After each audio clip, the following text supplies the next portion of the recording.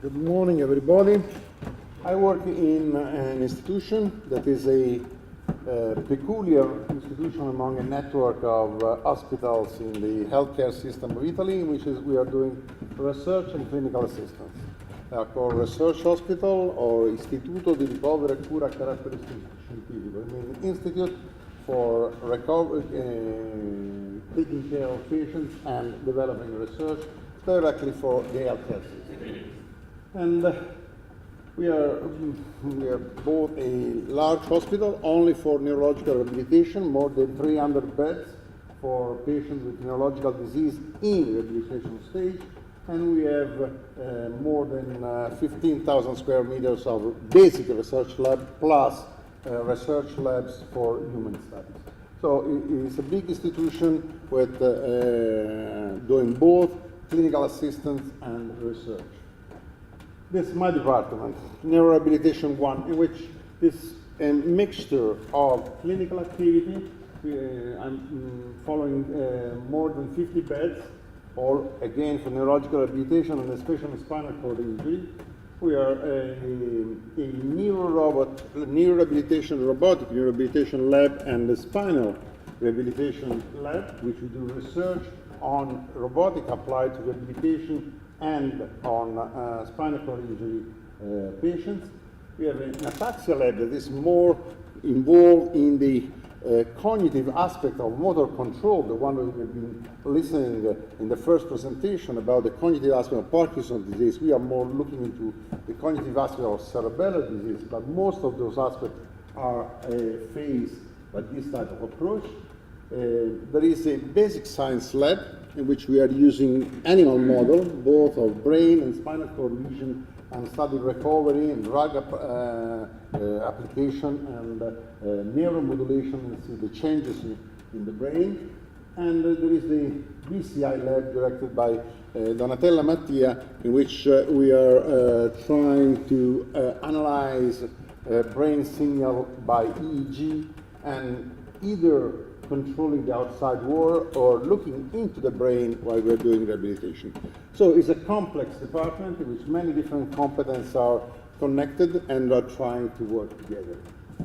So this is, say, the clinical part, and of course, everything should be and is done for the rehabilitation of the patient. So it's even in the law, or the agreement between our institution and the States, that for each patient we have to provide a personalized rehabilitation paradigm, protocol. So everything is centered on the needs of the patients. And during the years,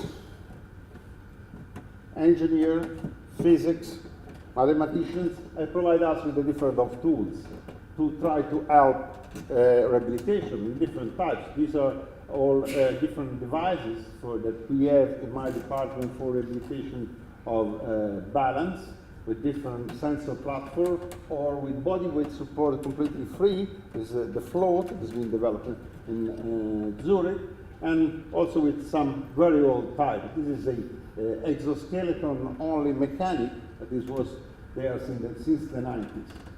And we have different more or less virtual reality system to address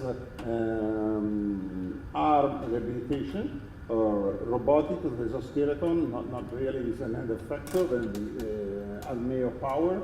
And we have a system we developed with BCI, with brain computer interface for arm rehabilitation. It's been developed in-house, and in 2 years has become a medical device, which we record motor imagery pattern, and we use that for the recovery in subjects with stroke.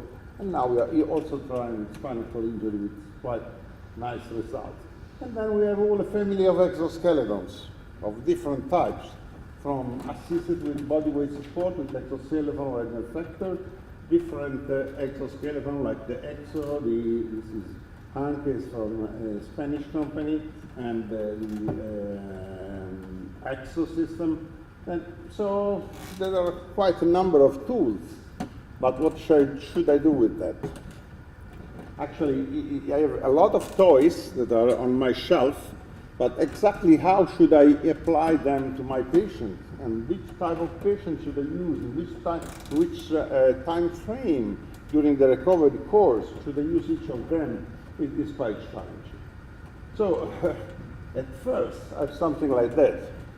My research department or my colleagues from engineers or mechanical developers or robotics, well, provide me with some tool, and now I have to find a patient to use them. Or it might be just the right way should be on the other way. So I have a patient with some needs, and from my shelf I have to try to pick out which are the right tools in the right moment to apply to the patient.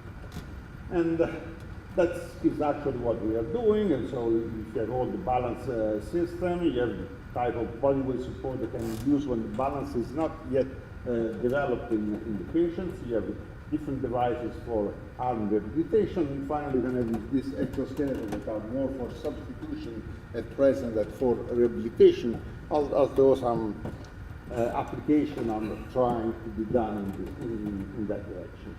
So with this segregation of the different function of the different tools, you can try to build up a pattern that follows the regular, traditional, in this case we are talking about gait rehabilitation, and this sequence can be considered both for incomplete spinal cord or for stroke patients, in which you first start with controlling balance, then you move for standing, then you start with walking with aids, then without aids, and then with obstacle, and then outside.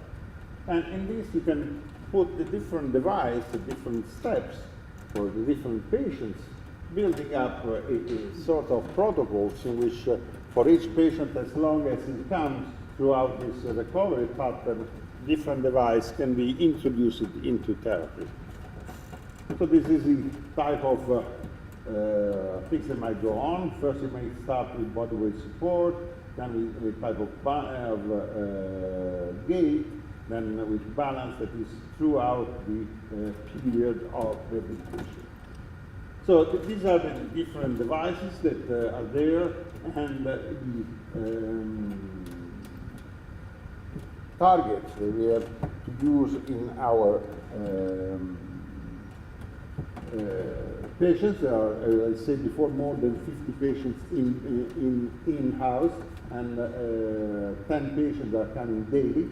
And this is the staff with MDs, nurses, physiotherapists, and this is the course throughout almost 1 year in which the number of technology has been applied to patients. And look, in 1 year we reached out less than 9% of all the treatments that were provided were technology-based. No matter the number of technologies that are available, the number that they will be actually used in everyday clinical activity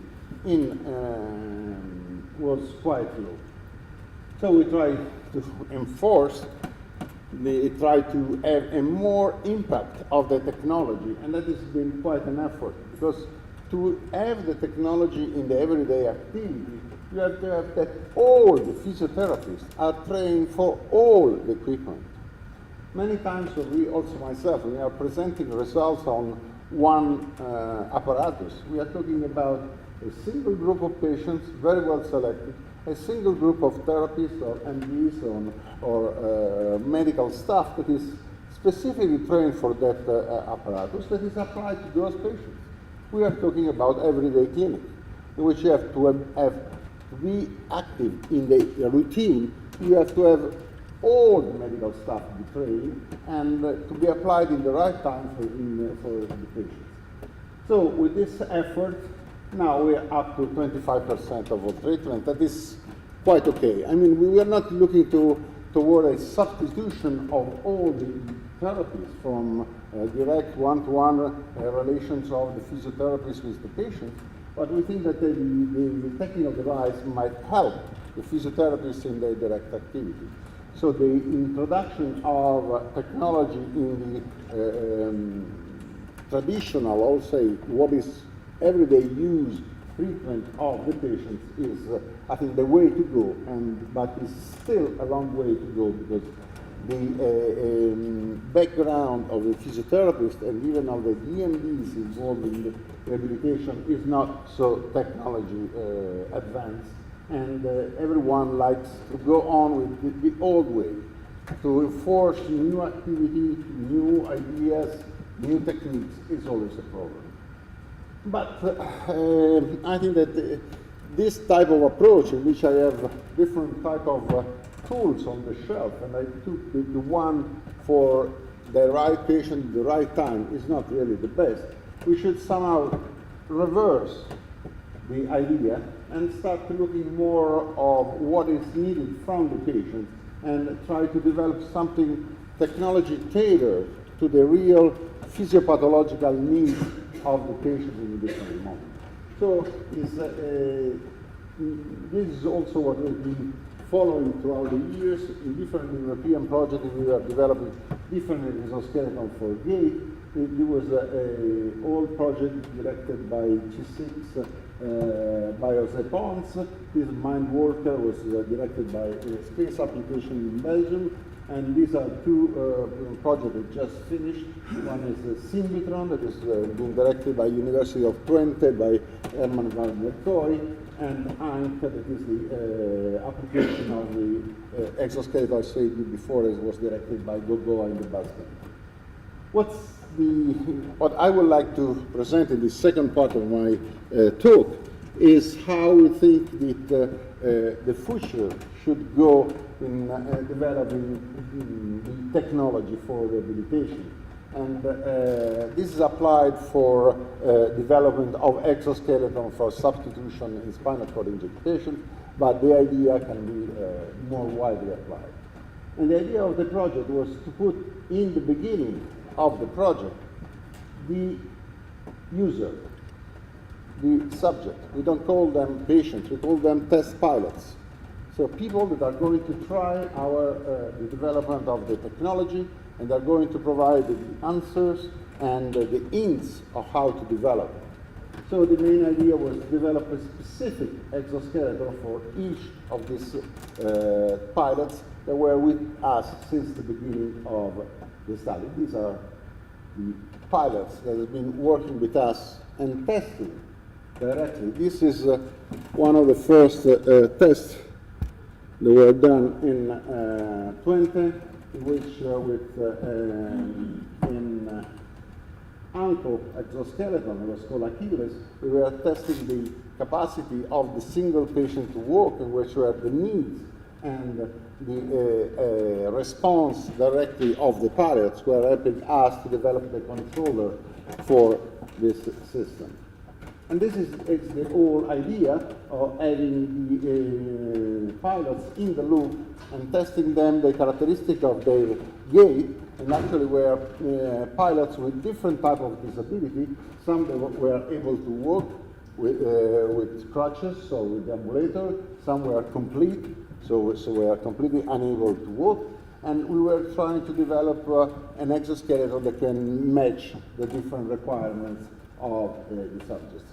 Here is, again, in Twente, with the system, it's called Lopez, that can mimic the different type of support. And we flew our pilots to Twente, and then they were being tested, each one of them, to try to figure out the requirements for assistance that was most preferred by each subject, and were providing a better type of gait. This is a complete subject that is doing this gait with the Lopez, and we are recording the controllers and coming out with the system was called the neuromuscular controller, in which the reflex and the muscular activity that was remaining in the subject was involved in the control system of the exoskeleton. So this is the general idea, to have a model in which we put muscles and activity and joint and the reflexes of the single subject is involved in the controllers of the exoskeleton. This has been done mostly at EPFL in the lab of Åke Isberg, and most of the work has been done by Emmy Wu. And of course, the adaptability is not only on the controller, but also on the mechanic, because of course, if you have only a subject with distant disability, you will not need a complete exoskeleton. And so it's a modular system in which we have only ankle, it's called Achilles, whatever exoskeleton one we call, just we were not really fancy name, which was both ankle and knee, and then the full exoskeleton, which is ankle, knee, and hip. And the controller and of the different joints need to be adapted to each single patient. So if it is the neuromuscular controller was okay for the ankle, it's become more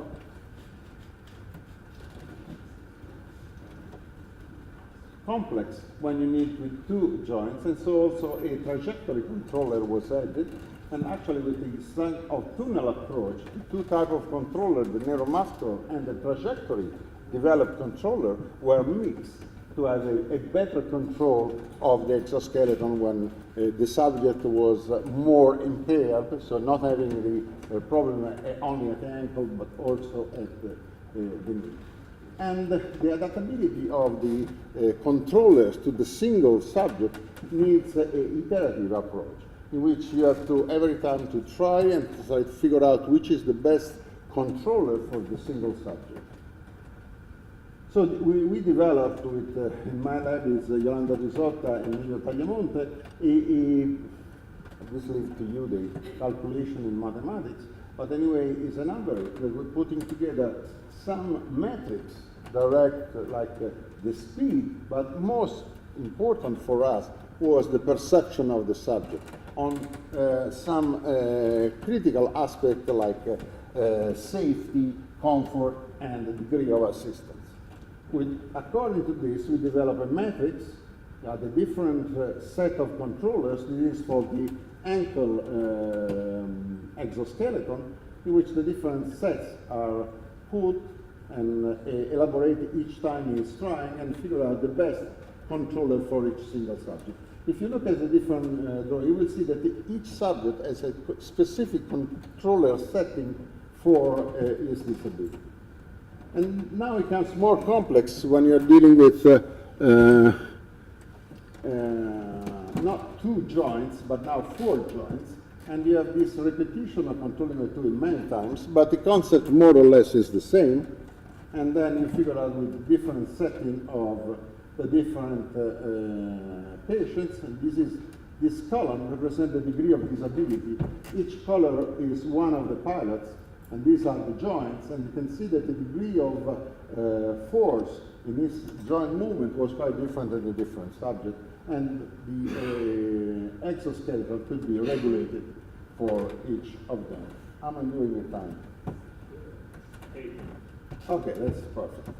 So, and now things become more complex when you are dealing with the full exoskeleton and also with the ankle. You see, this is the with the float that can catch the subject when he's falling. This is a complete, you cannot walk actually without the exoskeleton. And we are doing, this is the time when we are doing the protocol to set exactly the type of controller of the different joints. And to achieve a better control, you have really to test what's the minimum support that you can handle the subject. And that's why you should allow also failures. And only with system like float, you can really have the patient falling and not like here, and not having any problem, and getting to any real assistance. But how much can we tailor the system to the patient?